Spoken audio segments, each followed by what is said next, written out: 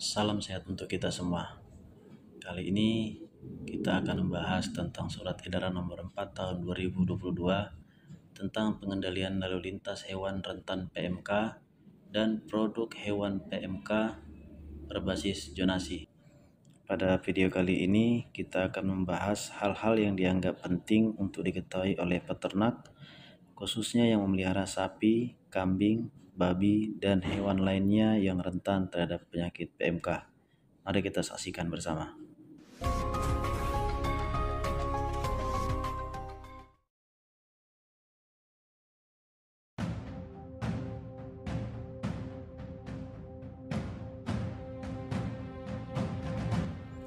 Sebagai latar belakang keluarnya Surat Edaran Nomor 4 adalah perlu adanya aturan baru untuk mengatur dan mengendalikan lalu lintas ternak dan produknya khusus pada HRP atau hewan rentan penyakit mulut dan kuku.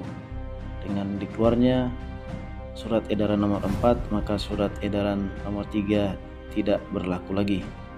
Maksud dan tujuannya adalah pertama, untuk pembatasan lalu lintas HRP dengan tujuan untuk mengendalikan penyebaran virus PMK. Ruang lingkup pada Surat Edaran Nomor 4 dititik beratkan pada status zonasi daerah, kemudian pengendalian lalu lintas dan protokol lalu lintas hewan, produk segar dan produk olahan. Untuk pintu masuknya terdiri dari pelabuhan laut, pelabuhan penyeberangan, bandara udara, kantor pos, dry port, pelabuhan sungai, PLBN, pos layanan yang dibentuk oleh Satgas PMK. Sebagai syarat atau ketentuan memasukkan atau mengeluarkan hewan terdiri dari dua, yaitu lalu lintas hewan dan lalu lintas produk hewan. Untuk lalu lintas hewan harus dapat menunjukkan hasil negatif dari PCR atau ELISA NSP yang berlaku 1 minggu sebelum keberangkatan, memiliki SKKH dan SP atau surat veteriner, menerapkan desinfeksi, dekontaminasi, biosecurity ketat pada alat transportasi, barang, petugas, dan peternak. Poin C ini berlaku juga pada lalu lintas produk hewan, baik produk segar maupun produk olahan. Selain itu, adanya evaluasi kelayakan kemasan. Selanjutnya pada ruang lingkup lalu lintas hewan, ada 3 zonasi yang ditetapkan. Pertama, antar negara yang berkaitan dengan ekspor impor hewan, antar pulau dan dalam pulau. Lalu lintas hewan antar negara harus mendapat persetujuan terlebih dahulu dari Kementerian Pertanian Republik Indonesia, lalu dikarantina dan diawasi oleh pejabat otoritas veteriner berwenang. Pada protokol lalu lintas hewan antar pulau, agar lebih memudahkan kita menggunakan simbol. Contohnya untuk lingkaran adalah zonasi kabupaten kota, sedangkan untuk segi 5 adalah zonasi untuk pulau. Selanjutnya kita sesuaikan dengan warna yang tertera. Terdapat 3 hal penting dalam protokol lalu lintas hewan antar pulau, yaitu dilarang, diperkenankan, dan dikecualikan. Hal yang dilarang diantaranya pengiriman hewan dari Kabupaten Zona Kuning di Pulau Merah menuju ke Kabupaten Zona Hijau, baik yang ada di Pulau Zona Hijau maupun Pulau Zona Merah. Yang kedua, pelarangan pengiriman hewan dari Kabupaten Kota Zona Merah di Pulau Merah menuju Kabupaten Zona Hijau di Pulau Merah dan Pulau Hijau, dan Kabupaten Kota Zona Kuning di Pulau Merah. Larangan selanjutnya adalah pengiriman hewan dari Kabupaten Kota Zona Merah di Pulau Merah menuju Kabupaten Kota Zona Merah di Pulau Merah. Protokol lalu lintas hewan antar pulau yang diperkenankan, yaitu dari Kabupaten Kota Zona Hijau baik di Pulau Hijau dan Pulau Merah menuju ke semua kabupaten kota. Selanjutnya yang kedua adalah dari Kabupaten Kota Zona Kuning di Pulau Merah menuju ke Kabupaten Kota Kuning maupun merah yang ada di pulau zona merah.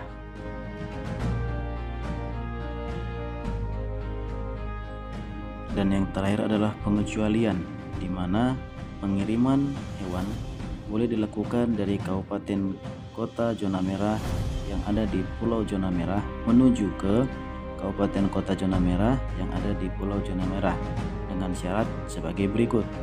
1. Menerapkan biosecurity ketat. 2. Adanya deteksi rutin virus PMK yang dilakukan oleh POV maupun dokter berwenang. Dan yang terakhir adalah hanya untuk tujuan langsung potong di RPH.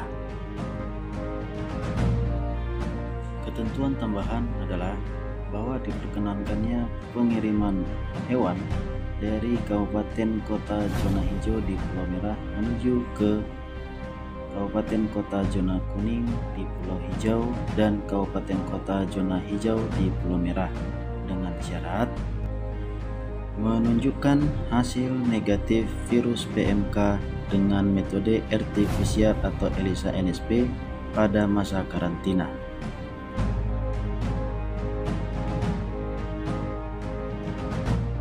Protokol lalu lintas hewan dalam pulau terbagi atas 3, dilarang, diperkenankan, dan dikecualikan.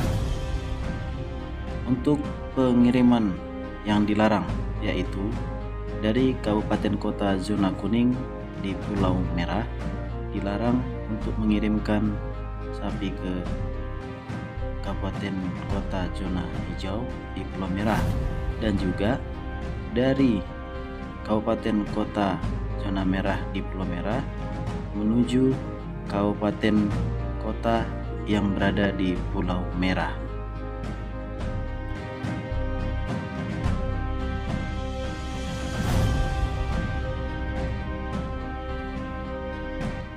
Sedangkan pengiriman yang diperkenankan di dalam pulau dari kabupaten kota zona hijau di dalam Pulau Hijau menuju ke kabupaten kota zona hijau di dalam Pulau Hijau. Demikian juga dari kabupaten kota hijau yang ada di Pulau Merah menuju ke kabupaten kota di zona hijau, kuning, merah di Pulau zona merah. Dan yang terakhir, diperkenankan mengirim hewan dari kabupaten kota zona kuning di Pulau zona merah menuju ke kabupaten kota zona kuning dan merah di Pulau Merah. Selanjutnya pengecualian, yaitu pada kabupaten kota zona merah di Pulau zona merah dapat mengirimkan sapi atau ternak lainnya ke kabupaten kota yang berzona hijau, kuning, merah di Pulau Merah dengan syarat sebagai berikut.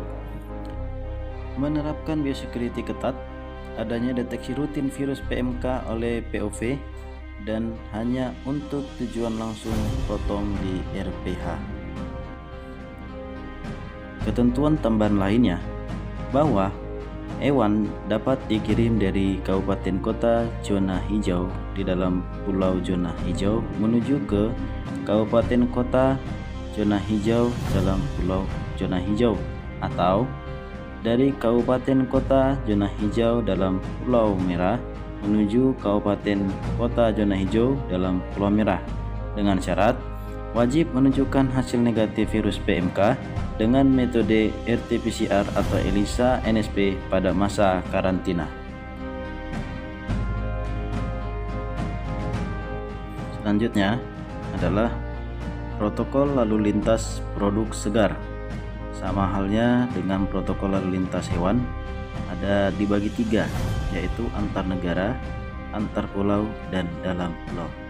Perbedaan utamanya adalah pada poin ketiga, di mana protokol lalu lintas hewan poin ketiga ini dilarang, sedangkan pada protokol lalu lintas produk segar poin 3 ini diperkenankan. Khusus untuk produk segar berupa susu, produk tersebut diperkenankan melintas dari seluruh zona di Pulau Hijau dan seluruh zona di Pulau Merah menuju seluruh zona di Pulau Merah dengan syarat hanya berhenti di industri atau pabrik pengolahan susu yang segar yang dituju.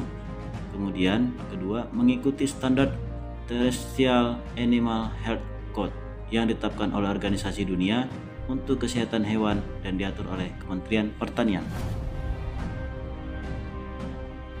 Selanjutnya, pengaturan lalu lintas produk segar dalam pulau. Yang berbeda dari protokol lalu lintas hewan adalah pada poin kedua, di mana poin kedua tersebut dari kabupaten kota zona merah di Pulau Merah dilarang mengirimkan ke kabupaten kota zona merah di Pulau Merah, dan untuk produk segar hal itu diizinkan dan diperkenankan. Dan khusus produk segar berupa susu segar dari zona Pulau Merah menuju ke zona Pulau Merah diperkenankan dengan syarat hanya berhenti di industri atau pabrik pengolahan susu yang dituju dan mengikuti standar dari Organisasi Dunia untuk Kesehatan Hewan yang diatur oleh Kementerian Pertanian. Selanjutnya, protokol lalu lintas produk olahan. Seperti biasa, produk olahan dari luar negeri maupun dari dalam negeri yang didistribusikan itu harus mendapat persetujuan dari Kementerian Pertanian Republik Indonesia. Sedangkan produk olahan antar pulau dan dalam pulau diperkenankan dari Kabupaten Kota Zona Hijau di Pulau Zona Hijau, Kabupaten Kota Zona Hijau di Pulau Merah, Kabupaten Kota Zona Kuning di Pulau Merah menuju ke seluruh kabupaten kota. Ketentuan khusus pada Surat Edaran Nomor 4 Tahun 2022. Pertama, dilarang melalu lintaskan HRP dan produk segar dari dan ke Bali, baik untuk urusan importasi maupun eksportasi. Dilarang melalu lintaskan HRP dan produk segarnya ke NTT. Diperkenankan melalu lintaskan HRP dan produk segarnya dari NTT. Dilarang melalu lintaskan HRP dan produk segarnya yang berasal dari Sulawesi Selatan. Lalu lintas HRP dan produk segar ke Sulawesi Selatan mengikuti ketentuan zonasi daerah. Dan yang terakhir, diperkenankan melalu lintaskan produk olahan dari dan ke Bali, Sulawesi Selatan, dan NTT. Selanjutnya, Surat Edaran Nomor 4 Tahun 2022 berlaku sejak tanggal 19 Juli 2022 sampai masa yang belum ditentukan. Dan barang siapa yang melanggar atau tidak mematuhi ketentuan-ketentuan di atas, maka akan diberikan sanksi baik pidana maupun perdata. Nah, pada video selanjutnya kita akan fokus membahas tentang sanksi-sanksi hukum apa saja yang diberikan kepada peternak atau pelaku usaha yang tidak mematuhi surat edaran tersebut. Demikian penjelasan kami tentang Surat Edaran Nomor 4 Tahun 2022. Semoga bermanfaat bagi semua pihak. Dukung terus channel DP3. Kiranya semua video-video yang kami tampilkan bermanfaat untuk semua penonton. Dan jangan lupa untuk tekan tombol subscribe, lonceng, dan like, serta share kepada teman-teman kita yang lain. Jangan lupa juga untuk memberikan komentar-komentar positif. Semoga peternakan kita semakin maju dan jaya.